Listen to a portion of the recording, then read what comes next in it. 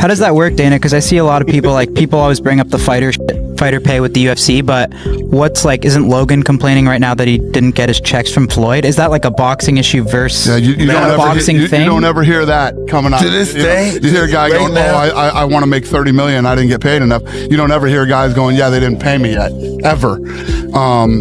Is that like a boxing issue? Well, here's what happens when you go in and you do these fights, and you make them. And Hunter, correct me if I'm wrong. You do these fights that are exhibitions or whatever. The commission isn't overseeing it. So let's say I did a fight with Mike. I got Mike fighting, Francis or something. The athletic commission gets the money up front, so they pay the fighters. Either way, the last thing you nearly need in your life is for things to go wrong and you were showing off how you were a big shot financially when you didn't have to, really. You didn't have to do that. And now you have this egg on your face and things are falling apart. And now people are wondering, did you get screwed or was it your own financial ignorance?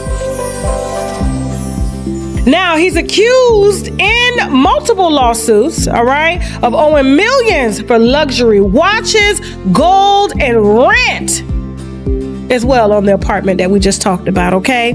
And so he's got about, I counted about 6 lawsuits. Contact my people again later, and hopefully I can get it this afternoon to actually read the specifics of the suit and what the allegations are. But the fact that Floyd would encounter some financial issues post his boxing career is not in any way a surprise to me. When you see the types of things that, if you believe anything that he puts on his social media, the travel that he does, the places he goes, and the amount of entourage he has, I mean, that's like a money pit. I mean, whether you're flying on private jets or you're staying at first class hotels or you're, buying expensive jewelry and cars and bags and you name it. I mean, White openly questioned Floyd Mayweather Jr.'s interest in stepping back into the ring with Manny Pacquiao, arguing that the decision seemed to be driven largely by financial reasons. He called the potential rematch disappointing, pointing out that many fans believe their long-standing rivalry has already reached its natural conclusion. White suggested that the comeback appears to be motivated more by the opportunity to earn money than by a genuine desire to compete, while also hinting that Mayweather's financial situation may not be as strong as many people assume. They got to do and say what they got to say to try to, to get in there and make money. It's not even going to be funny.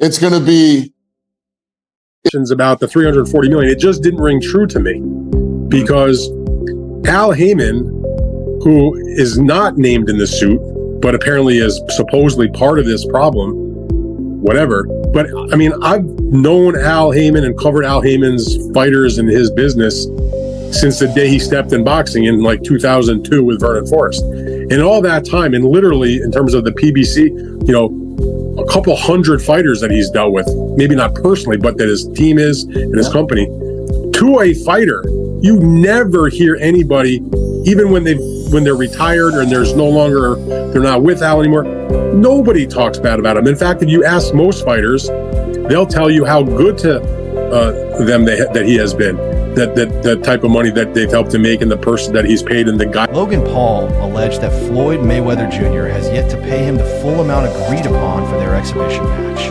adding to the ongoing conversation surrounding Mayweather's financial status.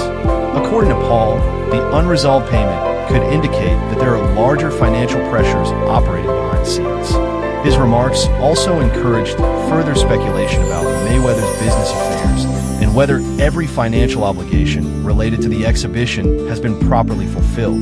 Doing the fight in the States with a different company. That is the company that put on the fight. That is the company that paid. But he sold our fight with my name and likeness to someone else in Dubai for $10 million cash. It's our fight, bro. Our deal was 15%. He fucking smoked me. So I got 15% of it. 15% of $10 million is $1.5 million. Mm-hmm. That company that paid him that money is suing him. I actually don't know the status on that lawsuit. I should check in because he still owes me money, but he has a bunch of legal trouble at the moment that I don't think I'm ever getting the money. He just sold his house in Vegas. Did he really? Yeah. I think he's facing a bunch. Rinsed on that house. He started at $14 million.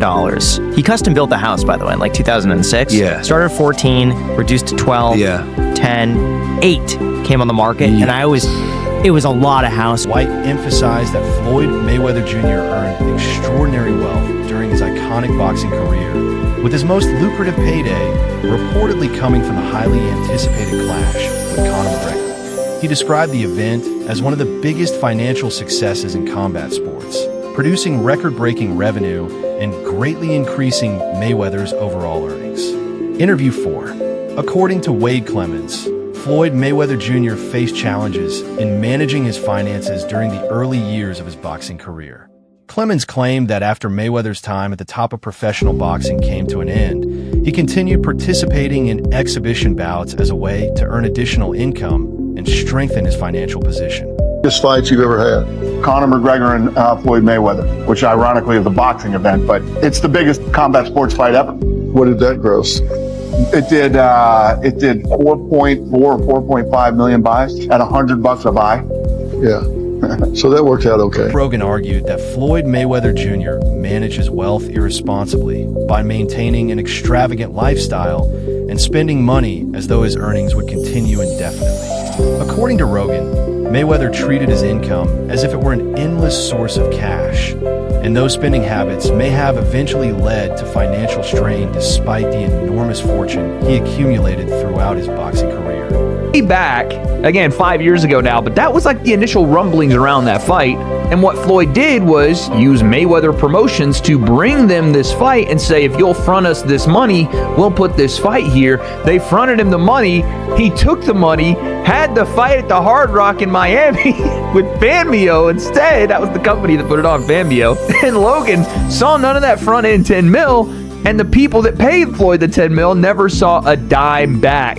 It's nasty work what he did. But this has been like one of Floyd's MOs, is that he leverages his fight name or his quote unquote assets, and which is what, a lot of wealthy people do. They leverage their assets to take out bigger loans or, whatever. But Floyd does it in such a reckless way that no one ever sees return on it. He just takes money. It isn't a loan. Atlas explained that some people seem to find satisfaction in reports of Floyd Mayweather Jr. facing challenges because he spent years publicly showcasing his wealth and lavish lifestyle. Atlas noted that Mayweather's frequent displays of expensive cars, luxury jewelry, private jets, and other symbols of success created jealousy among many observers. As a result, he believes some fans are more willing to believe or even welcome rumors suggesting the former champion is experiencing financial difficulties. Crazy. So you buy a watch and a car, you're down 10. That's nuts. That's nuts. Crazy. I remember Iran Barkley was talking about that. Iran Barkley, when he was in his prime, was hanging out with all these professional athletes, and everybody was getting diamond-crusted chains and this and that, and he was keeping up with these people. Like, you got to keep up with the Joneses. And he just found himself, like, draining all of his money. He was talking about it like that was the biggest detriment to him being able to save any money. They trying to keep up. Yeah, which I thought was funny when I was listening to this conversation with Chad Ochocinco. He was talking about it. He was like, his jewelry fake. Yeah, he was wearing fake jewelry. But who would know? What's that? Who would know? He No Chad one know. Exactly. Ochocinco. It's Fake like when jewelry, they look at her like flying economy. He was sleeping at the stage. Dan Raphael stated that the financial questions surrounding Floyd Mayweather Jr. are not entirely unexpected when considering the way he lived throughout his career. He explained that many longtime followers of Mayweather could have anticipated the possibility of financial pressure because of his highly extravagant lifestyle and the way he consistently showcased his wealth. Over the years, Mayweather built a public image that revolved around luxury, lavish spending, and an elite lifestyle. He frequently displayed private jets, high-end sports cars, expensive jewelry, designer clothing, luxury vacations, and other symbols of success. Rather than being occasional displays, these became a defining part of his personal brand and played a major role in shaping his image outside of the boxing world. Shots had a great fight of Mayweather. Probably the same people that were, applauding him and saying how great he was at one point, and now they're taking shots at him like they're almost, like they get pleasure out of seeing a great fall. Potentially. You're right. Oh yeah, like you said, he was Mayweather, Money Mayweather, and now he's suing because he went through his money, he blew his money, whatever. Look, I don't know what the truth is fully in there. I know Steven Espinoza was named. He ran Showtime at the time.